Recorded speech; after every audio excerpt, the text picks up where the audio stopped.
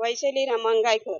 काय नेमकं तुमच्यावर एकनाथ पवार आहे ना, एकनाथ पवारकडनं आम्ही घरासाठी 2 गुंठ जागा घेतलेली आणि मग आम्हाला नाही पाहिजे ती म्हणून त्याच्याकडनं पैसे मागायला गेलो, तर त्यांनी 4 वर्षे लावले पैसे मागायला. 8 तारखेला आहे, 9 तारखेला आहे, रात्री 9ला आहे, 10ला आहे, असं 4 वर्ष लावलं त्यांनी पैसे मागायला. तो नको त्या टायमाला मला बोलवायचा तो. आणि त्याच्याकडे पैसे होते तो देत नव्हता म्हणून माझा निलेश भाषा आहे, मला दुसरा कोणी नव्हता म्हणून निलेश भाषाला मी सांगला का बाबा मला मागून बघ पैसे तुला तरी देईल तो. तर तिथे तो आलेला होता. तर निलेश बालांनी त्याला विचारलं, मी सांगितलं का हा माणूस आहे, याच्याकडे माझे पैसे आहे 50,000, तर माझे पैसे ह्यो देत नाही. म्हणून त्याने त्याला विचारला तर ह्यो नको त्या बोलायला लागला. नको त्या बोलता बोलता मग त्याला पण राग आला शेवटी. माझ्या मामीचे पैसे आणि मला दुसरा कोण नव्हता, मी सांगितलं म्हणून त्याने बोलला माझ्यावरचा तो. आणि आता असं झालं का मी माझ्यासाठी तो हे बोलायला गेला तर त्याच्यावर हे आरोप आले निवडक. मला तो रातचे बोलवायचा.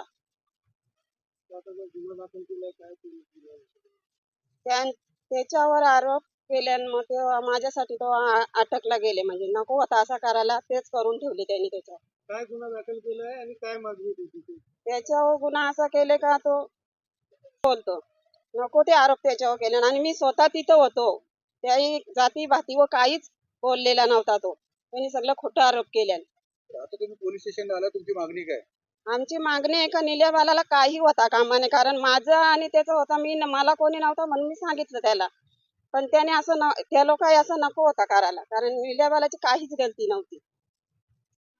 प्राचीन प्रमोद रणपिसे. आज पोलीस स्टेशनमध्ये नेमकं तुम्ही सगळे आले, काय कारण?